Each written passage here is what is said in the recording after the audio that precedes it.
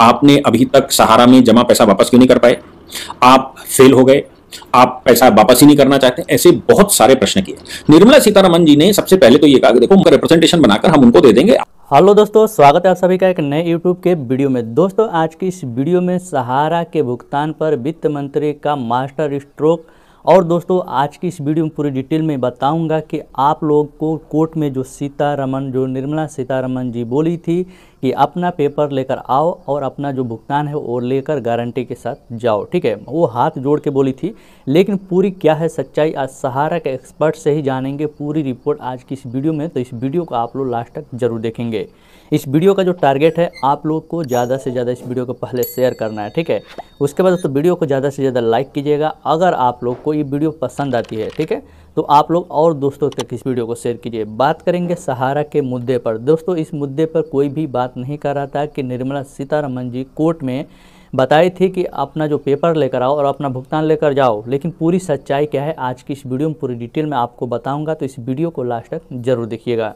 नमस्कार दोस्तों, मैं सनी कुमार गुप्ता विदाउट फनी, क्योंकि दोस्तों आप लोग देख रहे हैं टेक सनी। अभी तो दोस्तों Instagram, Facebook, Telegram, Twitter follow नहीं किए तो लिंक डिस्क्रिप्शन मिल जाएगा, तुरंत जाके फॉलो कर सकते हैं। मन में कोई भी सवाल होते तो नीचे दिए कमेंट करके पूछ सकते हैं। जैसा कि दोस्तों आप लोग पिछले दिन कोर्ट में सुने होंगे कि निर्मला सीतारमण जी बोली थी कि अपना पेपर लेकर आओ और अपना भुगतान लेकर जाओ। लेकिन उसमें क्या सच्चाई है पूरी रिपोर्ट है जो मैं सहारा के एक्सपर्ट से ही आपको बताने वाला हूं। तो इस वीडियो को आप लोग बने रहिएगा, ठीक है। और दोस्तों ये वीडियो आप लोग कहां से देख रहे हैं एक बार नीचे कमेंट करके जरूर बताएं, ताकि हमें भी मालूम चले कि हमारी वीडियो कहां तक पहुंच पाती है, ठीक है। तो चलिए आज की इस वीडियो को शुरू करते हैं और जानते हैं सहारा एक्सपर्ट से कि क्या राय है उनका और क्या कहना है। तो चलिए आज की इस वीडियो को शुरू करते हैं। नमस्ते, सदावत्सले मातृभूमि। हम लोग चर्चा करने जा रहे हैं आज ऑनरेबल सुप्रीम कोर्ट में निर्मला सीतारमण जी ने सहारा के मामले में एक मास्टर स्ट्रोक मारा।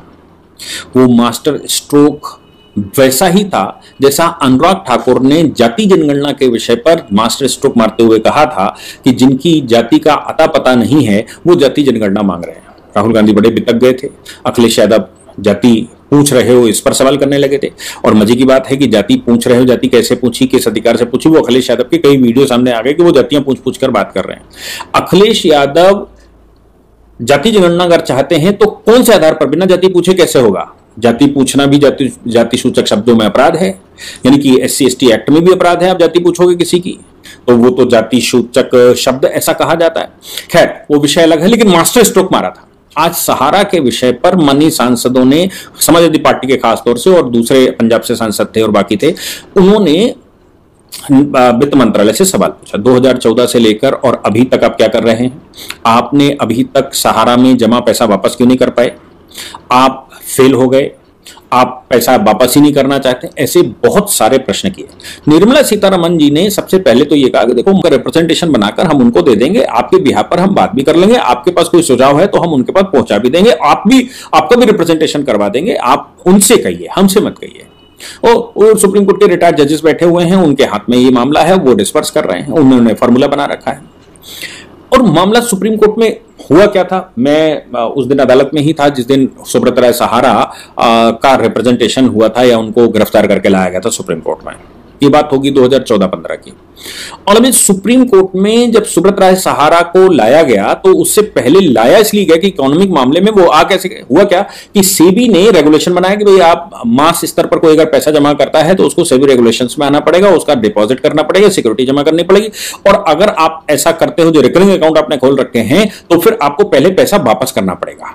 वापस करके नए सिरे से आइए, हम आपको टाइम देते हैं। सेबी ने नियम बना दिया। SIP टाइप की खोल कर रखा था, 10, 20, 50 रुपए लेते थे। और ये जो रेली पटरी वाले तो खूब दिल खोल कर देते कि उनको पैसा जमा करने का कोई साधन मिलता नहीं था। दुकान है, दुकान में से 20 रुपए 50 रुपए निकालना आसान होता था। तो सुप्रीम कोर्ट ने कहा कि जिनका पैसा लिया है उनका सबका वापस करो। अब सहारा को उन्होंने बुलाया कि भाई आइए। राम जेठमलानी साहब सहारा को रिप्रेजेंट कर रहे थे, वो बार बार एग्जामिशन एप्लीकेशन लगा रहे थे, एक बार, दो बार, तीन बार, कई बार हो लिया। तो फिर और सहारा को ये बिल्कुल, सुब्रत राय सहारा को ही उम्मीद रही होगी कि राम जेठमलानी उस समय देश के सबसे बड़े वकीलों में से एक हुआ करते थे कि वो अगर रिप्रेजेंटेशन कर रहे हैं तो कोई चिंता की बात नहीं है। लेकिन कोर्ट तो कोर्ट है, कोर्ट के पास पावर है, उसकी कलम में पावर है, पावर वकील में तो है नहीं। वकील तो केवल कोर्ट का सहायक होता है, या मैं कहूं कि कोर्ट की एडेड एडवाइस के लिए होता है, कोर्ट को असिस्ट करता है।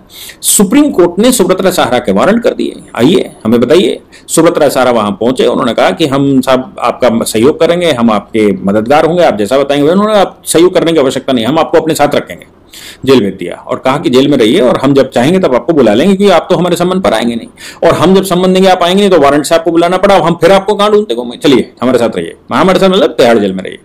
बाद में एप्लीकेशन ये आई कि साहब हम जेल में ही रहेंगे। मुलायम सिंह की बड़ी अच्छी मित्रता सुब्रत राय सहारा के साथ हुआ करती थी, और सुब्रत राय सहारा के साथ अच्छी मित्रता होने की वजह से उस समय की सरकार का जो भी पैसा रहा होगा या जो उनका अपना रिसोर्सेज रहे होंगे वो सहारा के पास लगे हुए थे, ऐसा कहते हैं।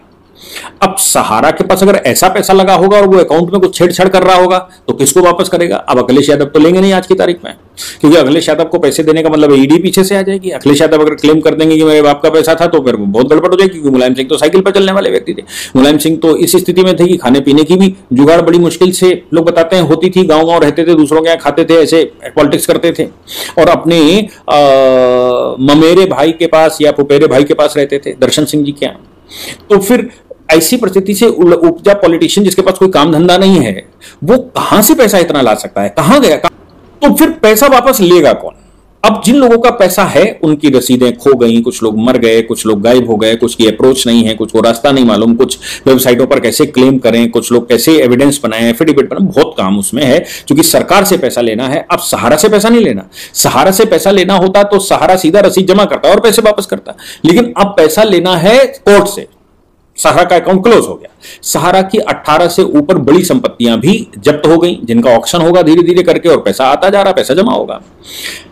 इस मामले में जब पैसा कोई लेने नहीं आया तो सहारा ने कहा हमने तो आपके अकाउंट में जमा कर दिया, मतलब सुप्रीम कोर्ट के अकाउंट में जमा कर दिया, अब कोई पैसा लेने ही नहीं आ रहा तो मैं क्या करूं, क्लेम करवाइए। तो सुप्रीम कोर्ट ने उनको जमानत दी। बाद में उनकी अंतिम संस्कार हो, मतलब वो स्वर्गवास हो गया उनका। लेकिन सुप्रीम कोर्ट में आज जो प्रश्न किए गए उनमें मास्टर स्ट्रोक के विषय में जो मैं कहना चाह रहा था वो ये था कि सुप्रीम कोर्ट की, मतलब सुप्रीम कोर्ट कह रहा हूं, निर्मला सीतारमण जी ने कहा कि पहली बात तो यह है कि जो आप कह रहे हो कि 2014 से लेकर अभी तक हो नहीं पाया, वो मेरे हाथ में है नहीं, वो कमेटी के हाथ में है। सुप्रीम कोर्ट की कमेटी है, उसमें सुप्रीम कोर्ट के रिटायर्ड जजेस बैठे हुए हैं, उनके सामने बात रखनी पड़ेगी। आप चाहें तो आपका रिप्रेजेंटेशन भी हम करवा देंगे, उनको आप सुझाव दीजिए या हमको सुझाव दीजिए, हम कुछ फॉर्मुलेट करके उनको सुझाव देंगे क्या करना है। लेकिन भाई हमारे हाथ में नहीं है, सरकार पर एलिगेशन मत लगाइए, और प्लीज आप लोग सब लोग सांसद लोग हैं, सरकार पर 2-3 बार उन्होंने कहा सरकार पर एलिगेशन मत लगाइए, क्योंकि सहारा का विषय सरकार डील नहीं कर रही, सहारा का विषय डील कर रही है कोर्ट। हालांकि यहां पर जो लोग निकाले वो तो सरकार को ही कहेगी, सरकार मशीनरी प्रोवाइड करेगी, सरकार सिस्टम प्रोवाइड करेगी और सरकार उसको फैसिलिटेट करेगी। वो अमित शाह साहब कर रहे होंगे, हालांकि वो वित्त मंत्री नहीं थे, ये काम वित्त मंत्री के। वित्त मंत्री ने जवाब दिया और उन्होंने कहा कि पहली बात तो सरकार के पास नहीं है, दूसरी बात यह है कि हम क्लेम देने की व्यवस्था कर रहे हैं, आप लोग क्लेम लेने नहीं। तो इस समय का जो प्रश्न है उनका कहना था वो ये है कि सारी प्रॉपर्टी डिस्पोज होकर पैसा इकट्ठा हो गया, ये विषय नहीं है। विषय ये है कि जितना प्रॉपर्टी डिस्पोज होकर पैसा आ चुका है सरकार के पास या सुप्रीम कोर्ट के पास, सुप्रीम कोर्ट के ही अकाउंट में जाना है। उन्होंने कहा सारी प्रॉपर्टी डिस्पोज भी हो जाएंगी, सारी ऑक्शन हो जाएंगी, तो भी सुप्रीम कोर्ट के ही अकाउंट में जाएगा, मतलब कमेटी के अकाउंट में जाएगा, इसलिए हमारे हाथ में कुछ नहीं है। तो वो प्रॉपर्टियां बिकें और पूरा हिसाब आप मांग रहे हो वो हो, उससे ज्यादा इंपॉर्टेंट ये है कि जो आप क्लेम करवा सकते हैं वो करवाइए। उन्होंने कहा माननीय सांसदों, मतलब जो मास्टर स्ट्रोक था कि आप प्रश्न यहां हमारे ऊपर खड़े कर रहे हैं, आप रिप्रेजेंटेटिव हैं, आप अपने लोकसभा के रिप्रेजेंटेटिव हैं, आप लोगों को आह्वान करिए कि वो आपको क्लेम दें। मतलब क्लेम का जो इकट्ठा करना है वो सांसद करें, और सांसद करके अगर लोग नहीं कर पा रहे हैं, लोग नहीं जान पा रहे हैं कि कहां क्लेम करना है, कैसे क्लेम करना है, कैसे पैसा मिलेगा, तो फिर ऐसा भी करिए कि आप अपने पास ले लीजिए और आप हमको लाइए। कैसे करेगा उसका प्रोसीजर, वो कितना समय खराब करेगा। तो वो छोटे लोग, छोटी दुकान, छोटा काम करने वाले लोग, उनकी खास बात यह है कि हमसे पैसा ले जाओ, हमको दियाओ। वो अगर इकट्ठा करना ही जानते, फाइनेंशियल मैनेजमेंट ही जानते, तो वो अकाउंट में ना जमा करते, वो सहारा को क्यों देते। वो अगर ऐसा कुछ जानते ही तो वो प्रॉपर्टी ना बना लेते, वो ठेले क्यों लगाते।